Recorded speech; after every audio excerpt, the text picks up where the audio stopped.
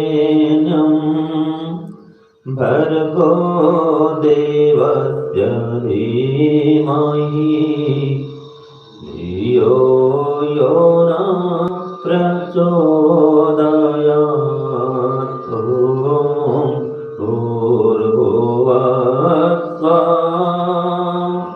तत्सवितुर्वरेण्यं भर्गो देवस्य धीमहि धियो यो न प्रचोदयात्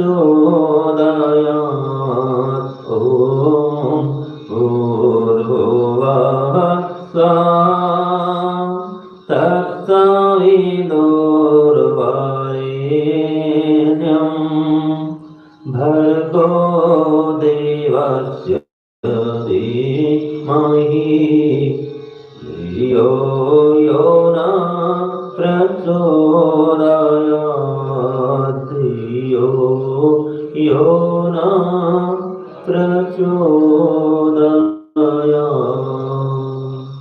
ॐ असतो मा सद्गमय ॐ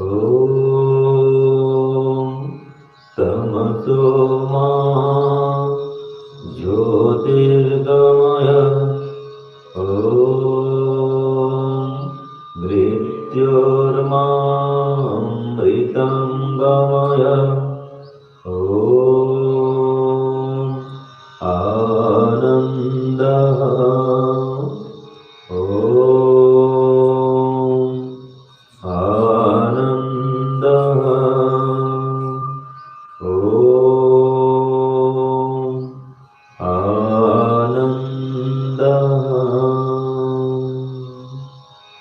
ईश्वर आप आनंद स्वरूप हैं, हमें भी आनंद दीजिए और इसके लिए हमें सत्य, अहिंसा, अस्तेय आदि यम नियमों का पालन करने में समर्थ बनाइए। हमें सब प्रकार के असत्य से, अधर्म से, अविद्या से, अज्ञान से दूर कराइए और आपके तत्व ज्ञान को प्रदान करके हमें जन्म और मरण के बंधन से मुक्त कराइए। इस प्रकार हे प्रभु, आप हमारा कल्याण करिए, कल्याण करिए, कल्याण करिए। ओम शांति शांति शांति। सबको सादर नमस्ते। देखिए, गायत्री मंत्र के जप करने से बुद्धि खुल जाती है। ठीक है जी।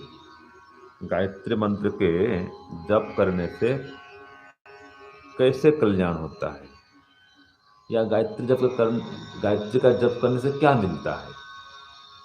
तो गायत्री जप का जो अनुष्ठान करता है उसका कल्याण होता है, उसका भद्र होता है, उसको मोक्ष की प्राप्ति होती है।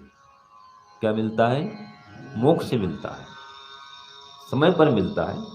नियमित साधना करने पर वो समय आता है कि मोक्ष पद को भी गायत्री जप से वो प्राप्त कर सकता है और कर लेता है। तो गायत्री मंत्र में ऐसा क्या है? गायत्री मंत्र में ऐसी क्या शक्ति है जिससे व्यक्ति मोक्ष तक पहुंच सकता है और संसार का भी सुख प्राप्त करता है?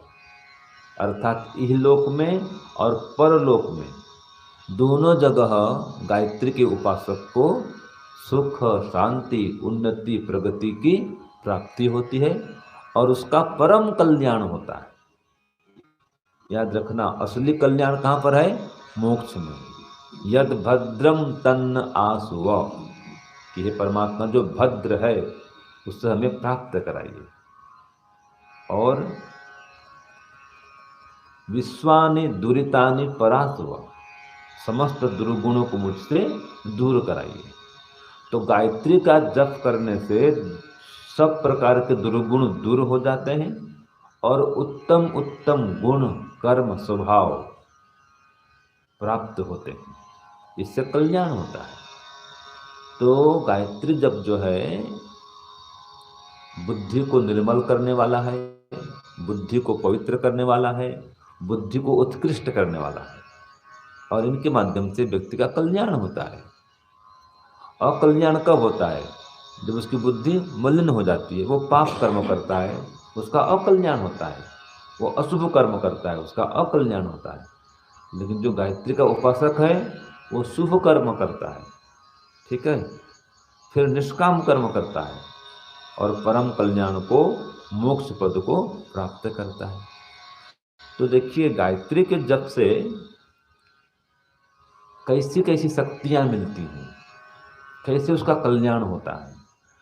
तो मैंने कल भी कहा था, इसके पहले कहा था ना, कि गायत्री का जप करने से एक तो वाचनिक शक्ति मिलती है, याद है ना, और बौद्धिक शक्ति मिलती है, आत्मिक शक्ति मिलती है।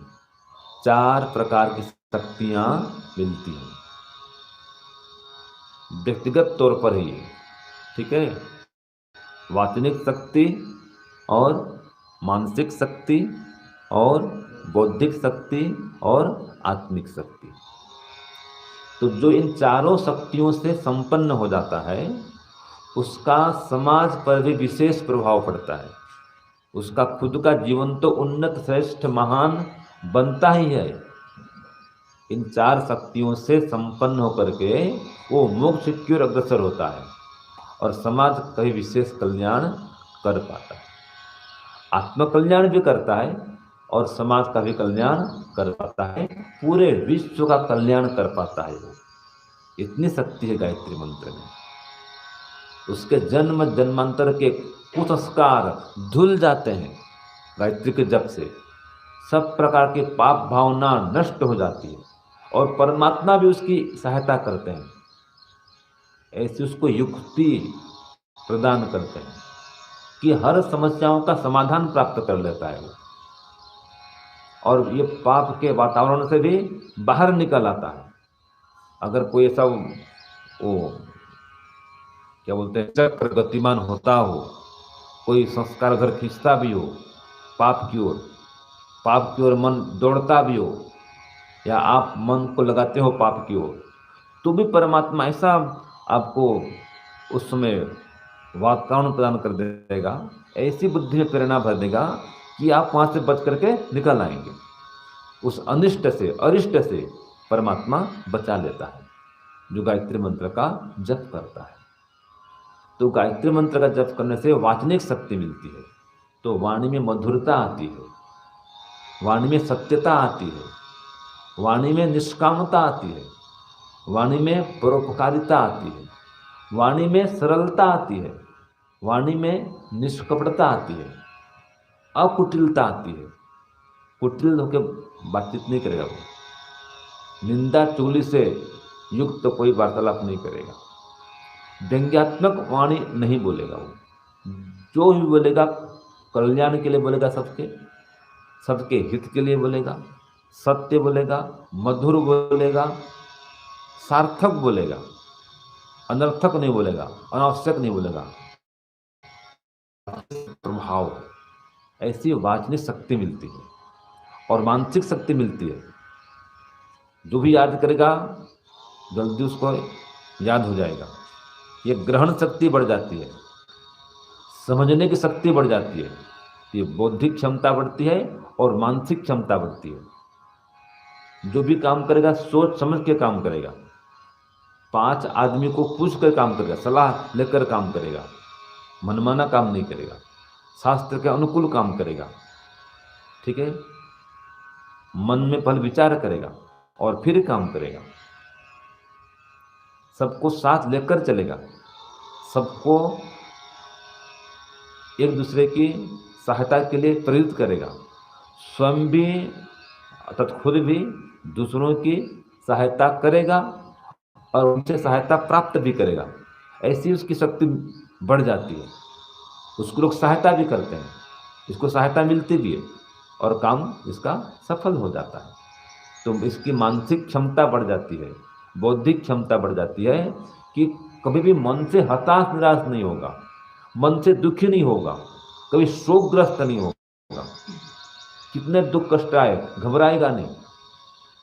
आपने सुना होगा, मन के हारे हार है, मन के जीते जीत। जो मन से हार गया वो हार गया। तो गायत्री जप करने वाले का मनोबल इतना ऊंचा होता है, उसकी मानसिक शक्ति इतनी उन्नत होती है कि कभी घबराता नहीं है, कभी विचलित नहीं होता है, कभी सन मार्ग को छोड़कर पीछे हटता नहीं है।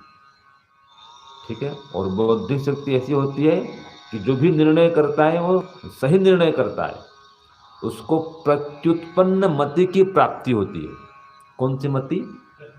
हाँ, प्रत्युत्पन्न मति, शीघ्र निर्णय करने की शक्ति, सही निर्णय करने की शक्ति ये मिलती है और ऋतंभरा प्रज्ञा की प्राप्ति होती है। ऐसी उसकी बौद्धिक क्षमता बढ़ जाती है। ऋतंभरा प्रज्ञा, सत्य को धारण करने की प्रज्ञा बुद्धि उसको प्राप्त होती है। आत्मिक शक्ति बढ़ जाती है, आत्मबल बढ़ जाता है, जिस आत्मबल के बढ़ने से व्यक्ति अपने कुसंस्कारों को, अपने दुष्कर्मों को, जन्म जन्मांतरों के अशुभ विचारों को वो हटा सकता है, नष्ट कर देता है। ऐसी उसको आत्मिक शक्ति मिलती है। जैसे कि मोबाइल में हम चार्ज भर देते हैं, उसको चार्ज में लगाते हैं, चार्जिंग करते हैं, तो उसमें शक्ति आती है। ऐसे गायत्री का जप करने से आत्मा की शक्ति बढ़ जाती है, आत्मा को शक्ति मिलती है। और भी कहें, जैसे भोजन करने से शरीर को शक्ति मिलती है, ऐसी गायत्री मंत्र का जप करने से आत्मा को शक्ति मिलती है। तो ऐसी शक्तियाँ मिलती है और इन शक्तियों से जब संपन्न होता है, वो अपना भी कल्याण करता है और दूसरों का भी कल्याण करता है, समस्त विश्व का कल्याण करता है। ऐसी अद्भुत शक्तियाँ उसको मिलती हैं और सिद्धियाँ भी मिलती हैं। जो भी काम करेगा वो सफल होगा। क्यों सफल होगा?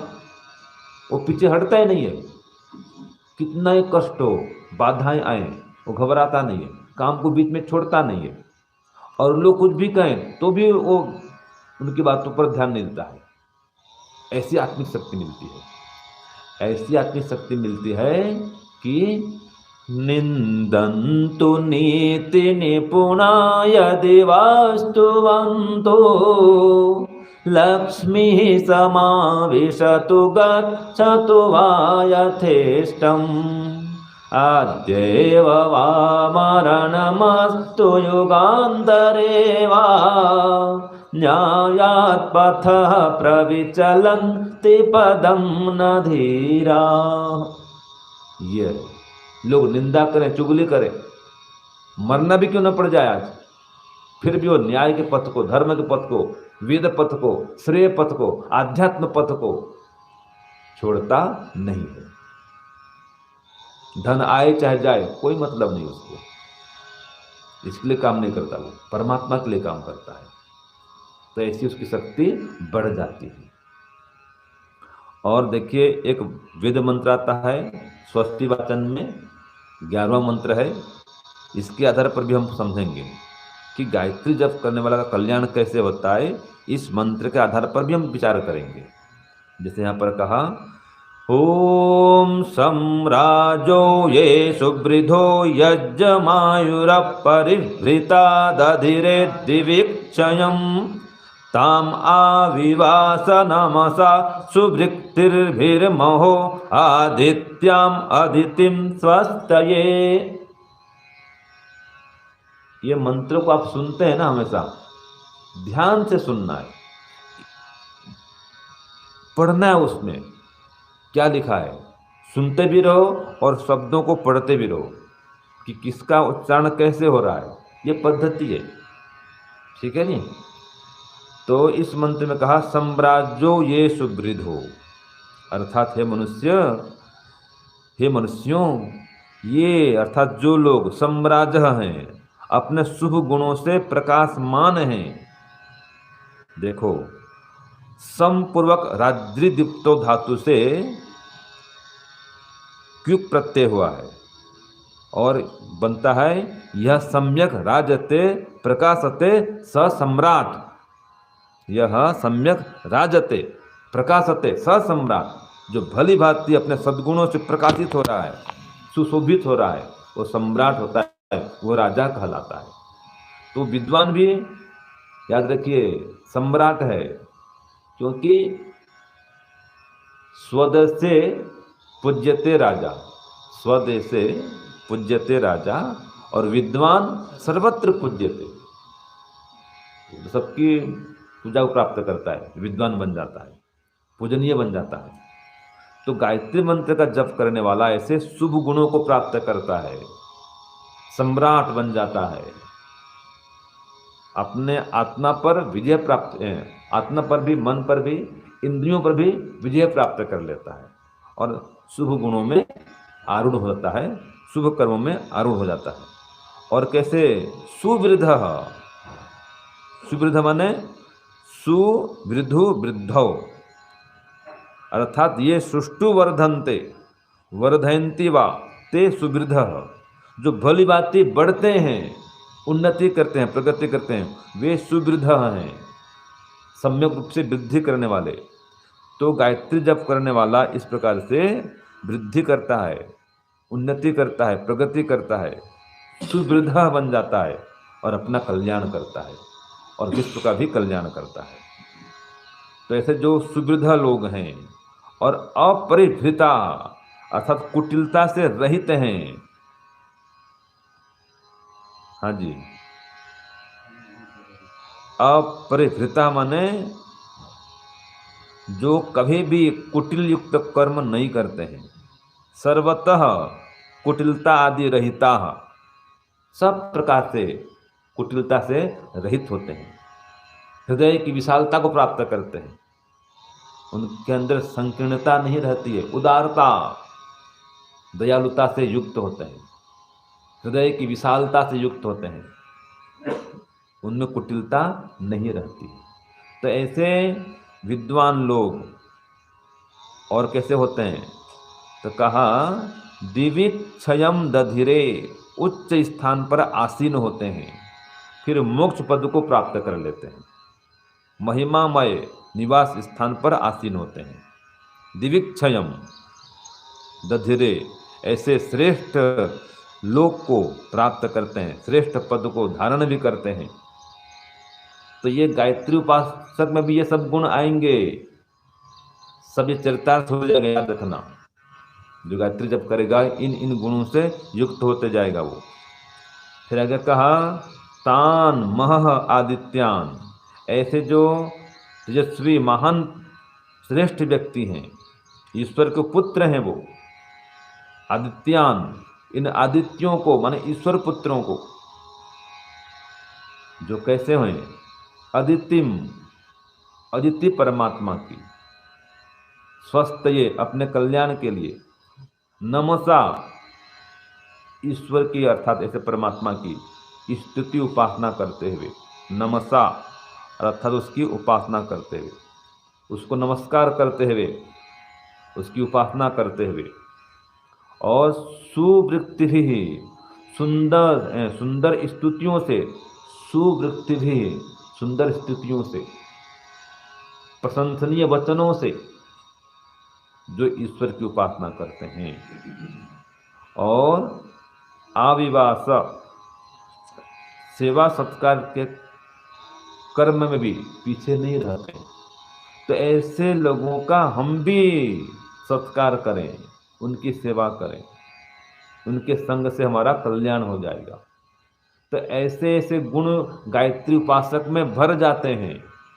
वो सुंदर स्तुति करता है ईश्वर की, वो आदित्य बन जाता है, ईश्वर का पुत्र बन जाता है, और बड़ों की सेवा करता है, सम्मान भी करता है और बाद में खुद भी सत्कार को प्राप्त होता है। ठीक है जी। पहले विद्यार्थी गुरुकुल में पढ़ता है, विद्यार्थी बनता है और बाद में वो विद्वान बन जाता है। तो पहले सेवा करता है अपने गुरु आचार्यों की और बाद में विद्वान बन जाता है, खुद भी फिर आचार्य बन जाता है, तो उसके शिष्य हो जाते हैं, फिर उसकी भी सेवा होती है, उसका भी सत्कार लोग करते हैं, समाज में मान सम्मान बढ़ता है।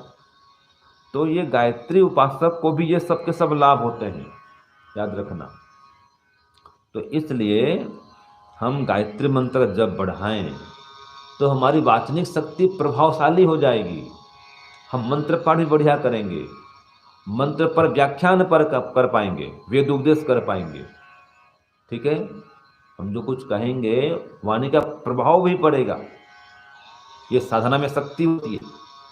गायत्री साधना करेंगे तो मौन भी रहेंगे, याद रखना, फालतू बातचीत आपकी बंद हो जाएगी। तो जो अनावश्यक ऊर्जा जो बह रही थी बाहर में, नष्ट हो रही थी, वो नष्ट नहीं होगी, ऊर्जा का संचय होगा, तो शक्ति बढ़ेगी आपकी। और मैंने खुद ने भी अनुभव किया है, आप कितने बाहर से आए हों, नगर से आए हो, थक के आए हों, और आकर के चुपचाप थोड़ा आधा घंटा भी ध्यान में बैठ जाएं, ओम का ध्यान करें, गायत्री जप करें, आपके अंदर शक्ति सब भर जाएगी, वो थकान मिट जाएगा। लगभग क्या करते हैं पता है, गांव में नगरों में लोग जब कोई काम धाम से थक के आते ही पहले सो जाते हैं, वो आधा घंटा आराम करते हैं। ऑफिस से आएंगे, ड्यूटी से आएंगे, कोई दुकान से आएंगे, तो कोई काम धाम कुछ नहीं, पहले आधा घंटा तो आराम करेंगे, वो होता है ना वैसे। और बहुत धार्मिक पत्नी हो तो सेवा भी कर देगी, सिर भी दबा देगी, सिर दर्द हो तो हाथ पैर भी दबा देगी। धार्मिक पत्नी है, पतिव्रता है, तो सेवा भी करेगी। ठीक है, तो वो आकर के एकदम तो बिस्तर में पड़ जाते हैं।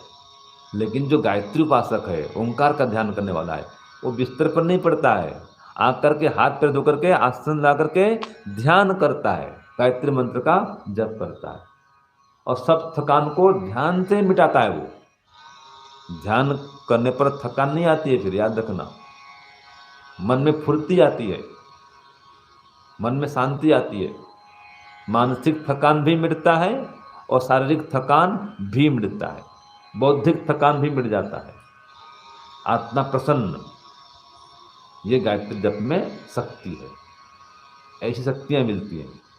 इस प्रकार उसका कल्याण होता है कि वो हमेशा भद्र कर्म करेगा, शुभ संस्कारों का उदय करेगा और अशुभ संस्कारों का नाश करेगा।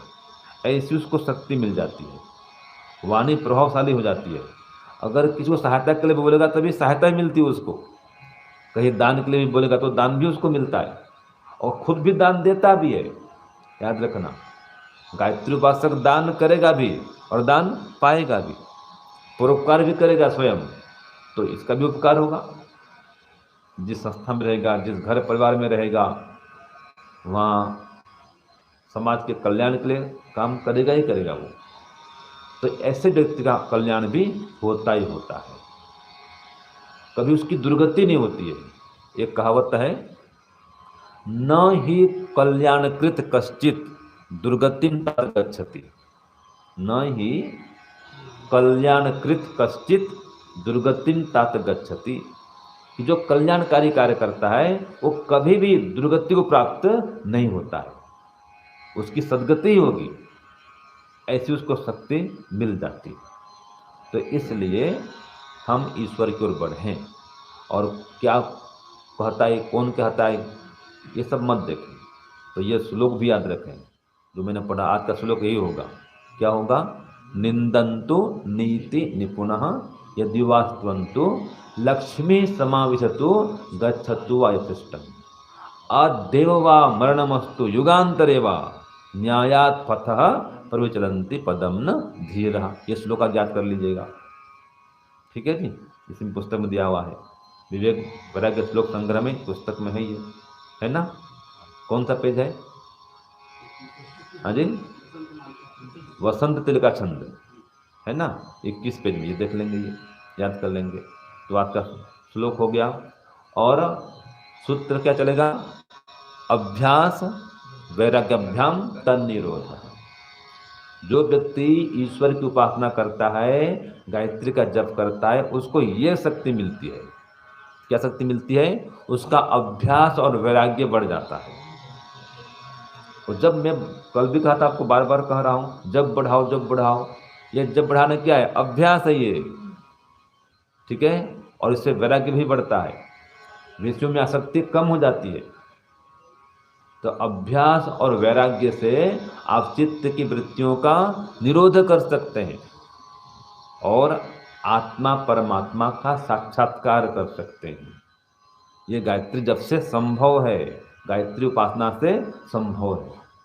और आत्मा साक्षात्कार हो गया, परमात्मा का साक्षात्कार हो गया, तो हो गया कल्याण। ये तो कल्याण है। असली कल्याण क्या है? जीवन का लक्ष्य क्या है वास्तव में? सब दुख से छूटना और परम पद मोक्ष को प्राप्त करना।